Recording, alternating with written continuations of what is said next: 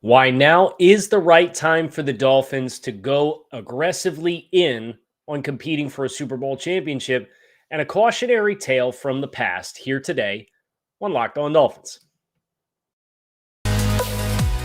You are Locked On Dolphins, your daily Miami Dolphins podcast, part of the Locked On Podcast Network, your team every day.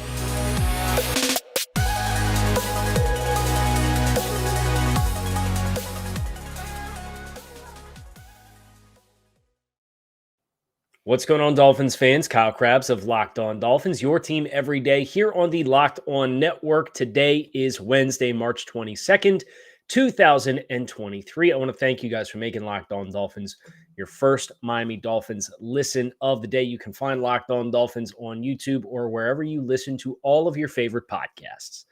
Today's episode of Locked On Dolphins is brought to you by Ultimate Football GM. If you've ever dreamed of becoming an NFL general manager or managing your own football franchise, and this is definitely the game for you. Download the game. Visit ultimate-gm.com or look it up in the app stores. Our listeners get a 100% free boost to their franchise when using the promo code LOCKEDON in all caps in the app store. Today on the show, first and foremost, if you're new to Locked On Dolphins, welcome to the party. Make sure you hit subscribe, follow along. I'm Kyle Krabs, your host here of the show, lifelong Miami Dolphins fan, been in football media for about 10 years now, the co-host of the Locked On NFL Scouting show with Joe Marino, where we talk about NFL team building.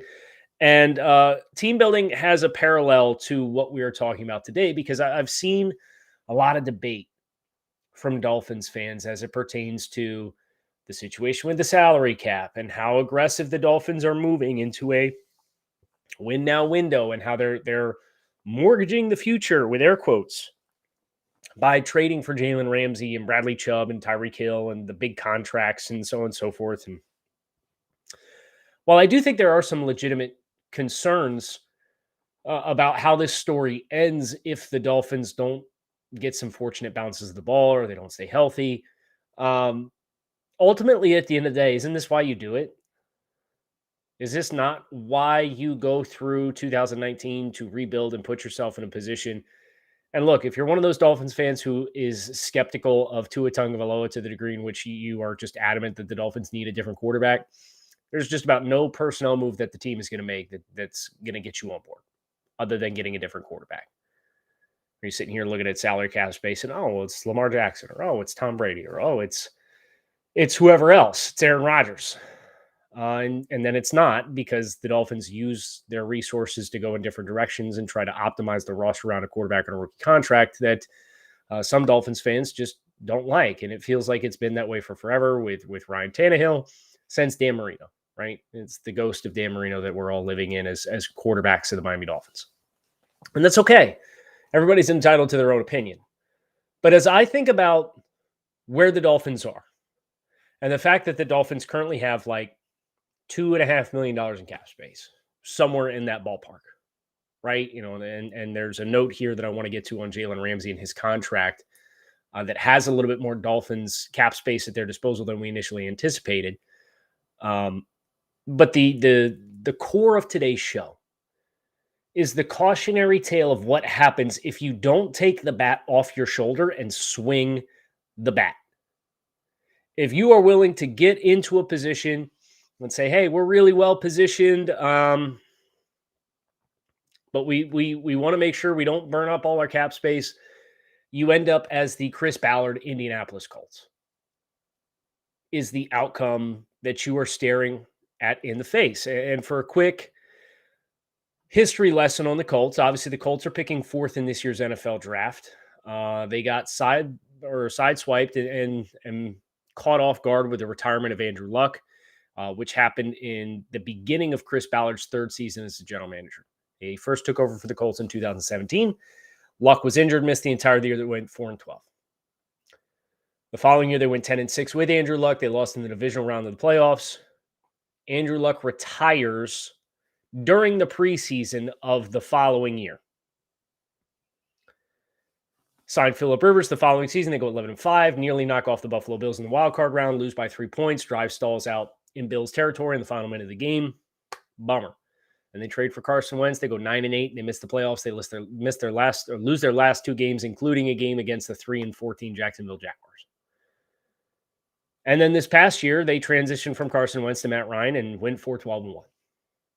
So obviously 10-6, 7-9 with an Andrew Luck retirement smashed in there. Phillip Rivers, AFC team, not a lot of postseason success, a lot of salary cap space at their disposal, won 28 games in 3 seasons. Sound familiar? But the Colts never went for it. The Colts never got players at premier positions. The Colts had consecutive seasons in which they led the NFL in salary cap space. And what did they do with it? Well, I have a documentation of the primary additions from each offseason. The Colts entered the 2019 season, which was that 7-9 season in which Andrew Luck retired on the doorstep of the year, with $115 million in cap space. $115 million. After going 10-6. And they added Spencer Ware, Devin Funchess, Justin Houston, and in the draft, Rock Ya-Sin, Ben Banogu, Paris Campbell, and Bobby Okereke. Those were the big additions to the roster with $115 million of cap space at your disposal. Andrew Luck retires, you go 7-9. Well, coming out the following year, you enter the offseason with $85 million in cap space. The team obviously bounced back that season after spending the $85 million, but here's what they spent the $85 million on. Phillip Rivers on a 1-year deal worth $25 million. They traded their first-round pick for DeForest Buckner and gave him a big monster contract that was about $20 million per season. Okay, that's good. Sheldon Day, Xavier Rhodes, TJ Carey, Trey Burton, Michael Pittman in the draft. Jonathan Taylor, obviously a good addition in the draft, but was on a rookie contract. It was a second-round pick. So in 2 years, and I know the salary cap doesn't work this way, but to just boil it down, you had $200 million in salary cap space across 2 seasons. You signed Phillip Rivers as a bridge quarterback on a 1-year deal. You traded for DeForest Buckner and gave him a big contract. And your other big name signings in free agency were Xavier Rhodes and Devin Funchess. By the way, that Colts team, after winning 11 games, 6 of their top 7 salaries the following season were defensive tackle, center, guard, linebacker. And Carson Wentz was the other of the top 7. So the Colts were the team that the Dolphins were after 2020, or after 2021, if you will. Ton of salary cap space, team that had started to have some success. And granted, they had some pillars on the offensive line, so that's always going to be a difference between whatever team you're talking about and the Dolphins, because the Dolphins have never really seemed to get that position group ironed out effectively. But they didn't go for it. They didn't push their chips in. And what happened is their window came and went before they realized it. And then they were 4-13 or 5-12 this past season. And you want to know why? Because across that window, they were transitioning and jumping from quarterback to quarterback to quarterback to quarterback instead of picking a guy and committing to him and redistributing the money to get yourself in a position where you could have a reduced amount of salary cap space committed to your quarterback. And they went after no premier players at no premier positions.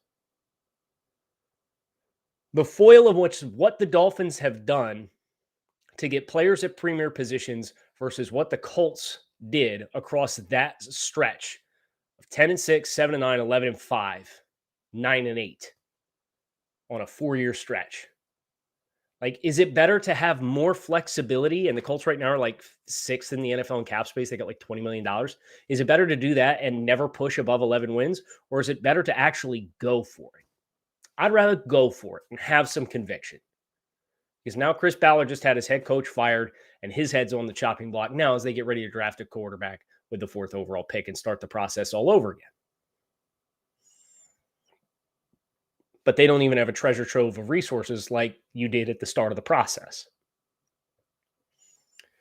We are going to continue to talk about why I think going in and understanding that there's an end to that might not be pretty is better than just treading water. And the differences in how the Dolphins are trying to attack this window is the Colts is the other side of the coin that a lot of Dolphins fans have concerns with.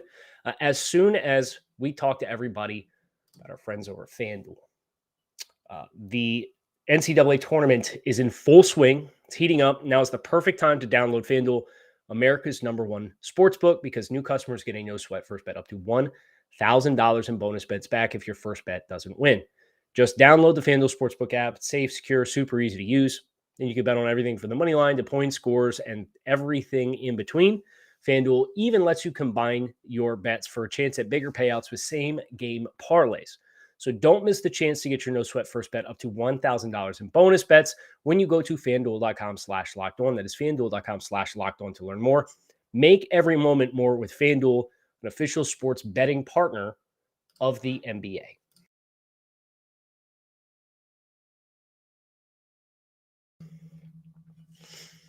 So chew on this for the Colts. They ended up spending all this cap space. And right now they have about $20 million in cap space. Taking care of their own players, retaining their own players, so on and so forth. But even just the construction of the roster. If you are going about it economically, right? You're not going to spend in free agency. You're exclusively going to build through the draft, which is what the Colts tried to do. And really the only outside resources they tapped in were trading for quarterbacks and trading for DeForest Buckner. What do you consider the premier positions in the NFL these days? Quarterback, offensive tackle. You could make a case for wide receiver based on the spending.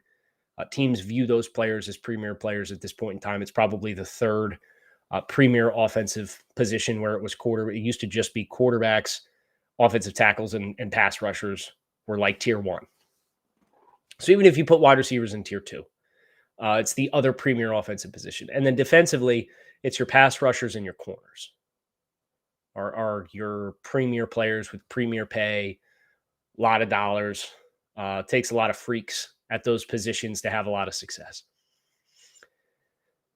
Think about what the Colts, who weren't aggressive, were overly committed to just, we're going to build through the draft. We're not going to force it.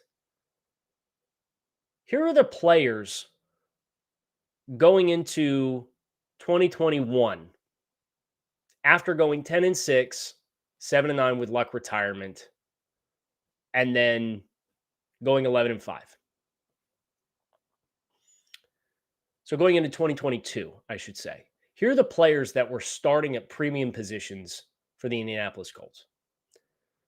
Quarterback Carson Wentz. Okay.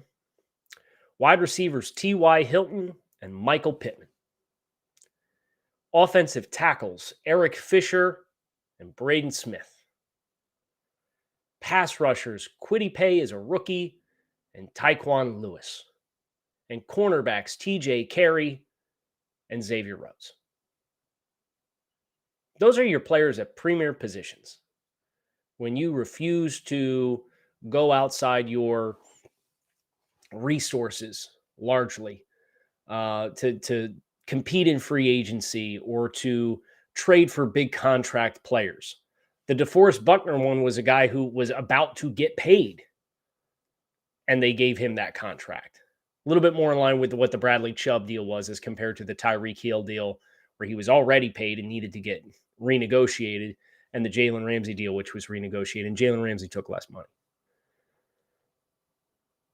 So just from a team building perspective, the Colts never took the bat off their shoulders. And in spite of 10-6, 7-9 with Andrew Luck retirement and 11-5, that was it. That was the plateau. If the Dolphins didn't spend, if they didn't trade for Jalen Ramsey, if they said, well, we got to have salary cap at our disposal to make sure that if we need to pivot off of quarterback, we'll pivot off a quarterback. We need to make sure we have salary cap space for future years to really build it up when we feel like it's really right. 9-8 would be the peak. 10-6, 9-8, 9-8 would be the peak. That would be the peak of this stretch for the Dolphins. And I look at the AFC landscape, and if your peak was the roster that had been acclimated strictly through building through the draft by not accentuating it, you need a lot more to go right and go your way to actually compete in the AFC landscape. It's a loaded conference. Sitting here thinking about Pittsburgh with a better offensive line, Cleveland Browns potentially with Deshaun Watson back to the player that he was before the time that he missed, and potentially trading for another wide receiver. Sounds like they're kicking the tires on trading for Jerry Jeudy. The Jets getting Aaron Rodgers. The Buffalo Bills are still going to be highly competitive. The Chiefs in the West. The Chargers. The Jaguars are on the upswing. You sit here and do the math.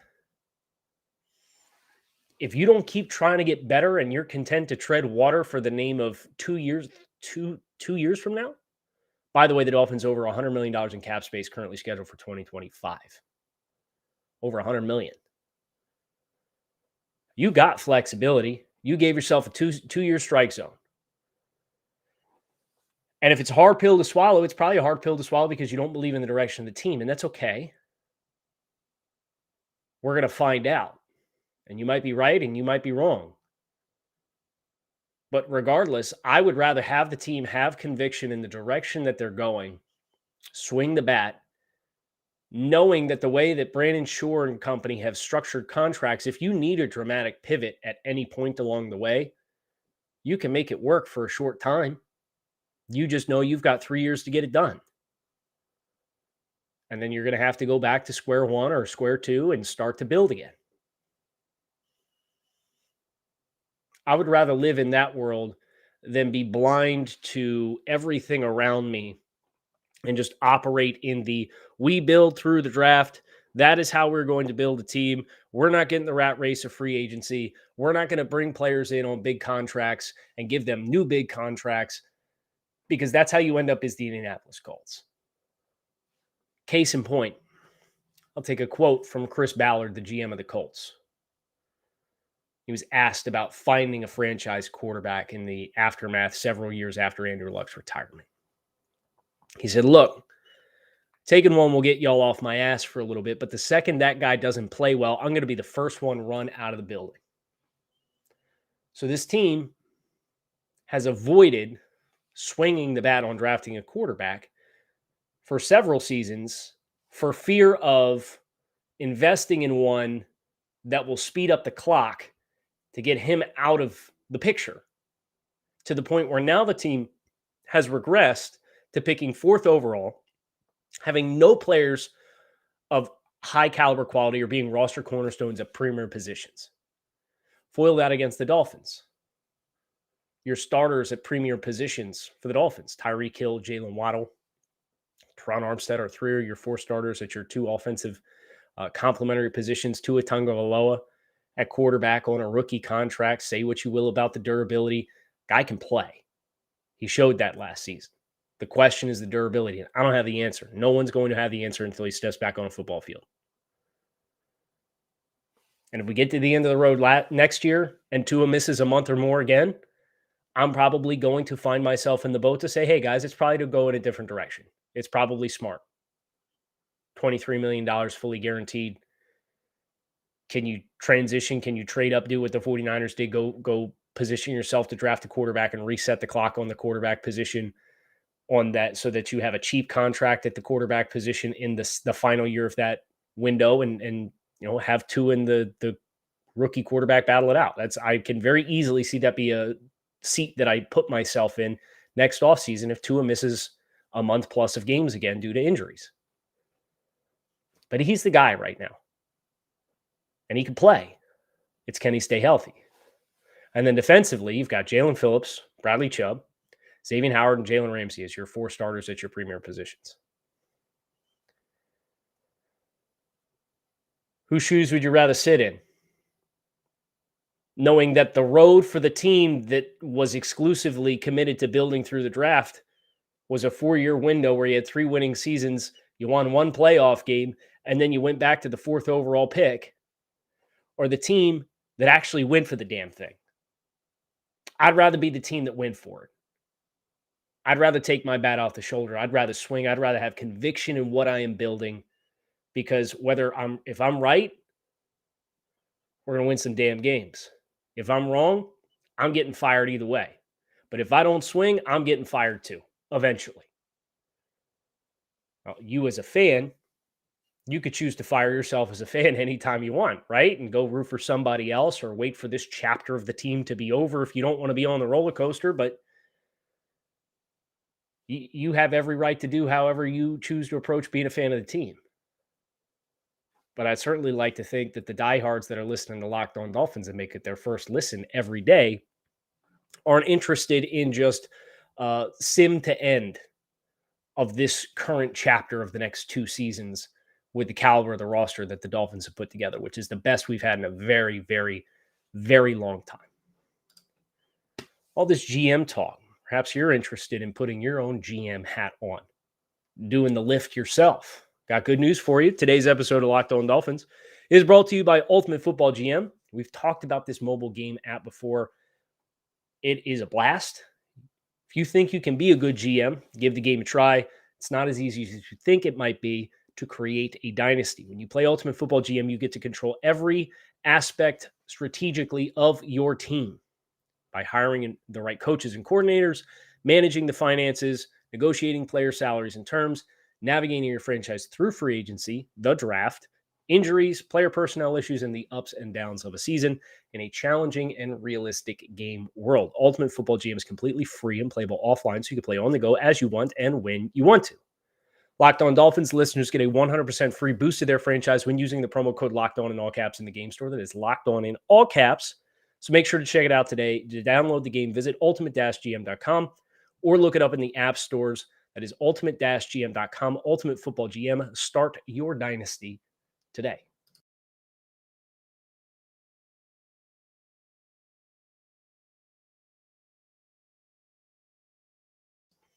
Speaking of the salary cap, there was a bit of a wrinkle in the Jalen Ramsey contract that's been brought to my attention by myself, courtesy of Over the Cap. Jalen Ramsey's salary cap hit for 2023. We kind of already went over the contract. He's still getting the full amount of guaranteed money. He's taking $7 million less this season than he was scheduled to. So $10 million this year, and took that $7 million and put it into next year for $25 million in 2024. They prorated out his signing bonus, not across the 3 seasons that he had remaining on his deal, but across 5 seasons, which means they put 2 void years on the back end of Jalen Ramsey's contract. That reduces Jalen Ramsey's cap hit by an additional, let's call it $1.5 million.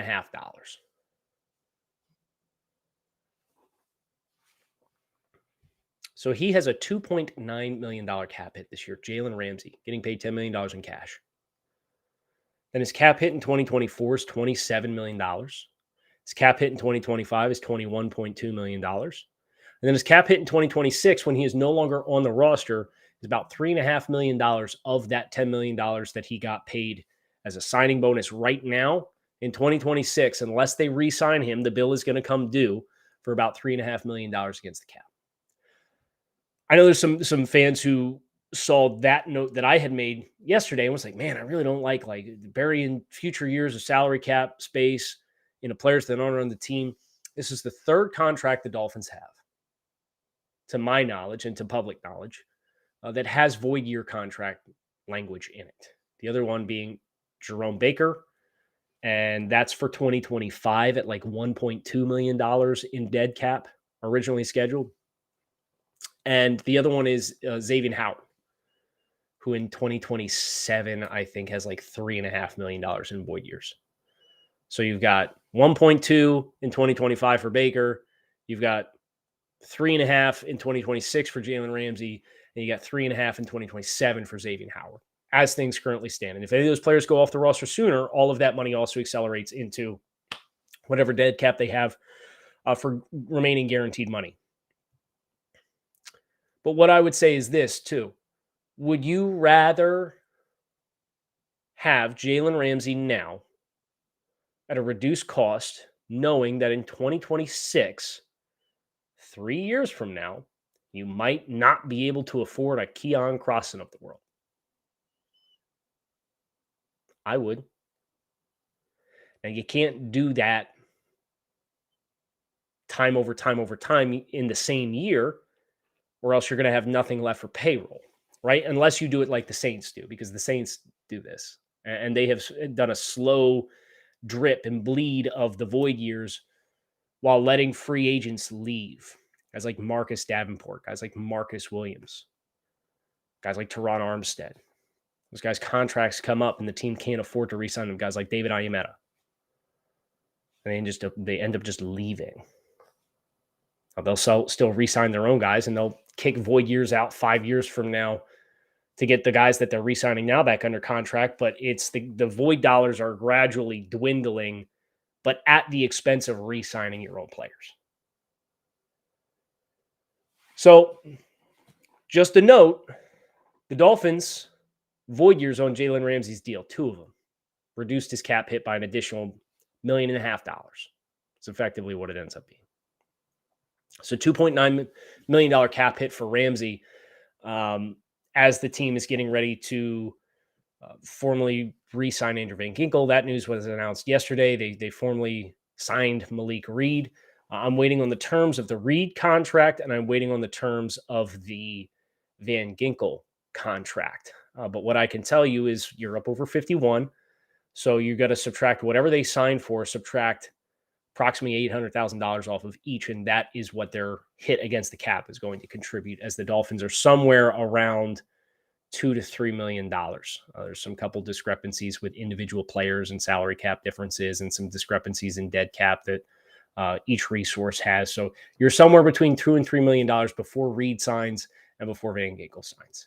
So I'm really interested to see how those numbers work out. I would imagine neither one of those dollars is big amounts, because the Dolphins are getting them both done and they haven't made a concurrent move to this point in time. But the thesis today, guys, is I get the concerns that everybody has of, hey, you've put yourself in a box now. You've given yourself a definitive 2-year strike zone. I would agree. That story can end well, or that story can end not well. But it's not do or die, because the Dolphins still have the flexibility for 2025, 3 years from now. The cap space opens up exponentially. Exponential growth as far as the cap that's going to be at their disposal. You'll have to make a decision at quarterback. You're going to have to make several key decisions on players who are coming off of rookie contracts and need new deals, and that'll eat some of that up. But again, when you get to 2025 and you're signing second contracts, the big hits are for 2028 and 2029, in which the big contracts you have now are coming off the books. So I don't think you've mortgaged the future with this strategy. You have just put yourself into the defined winning window within this cycle and buildup of the team. And that's a better way to live than not living at all, which is how some general managers across the NFL have chosen to attack their own chore of building winners. Food for thought. That's just my opinion. It's my perspective.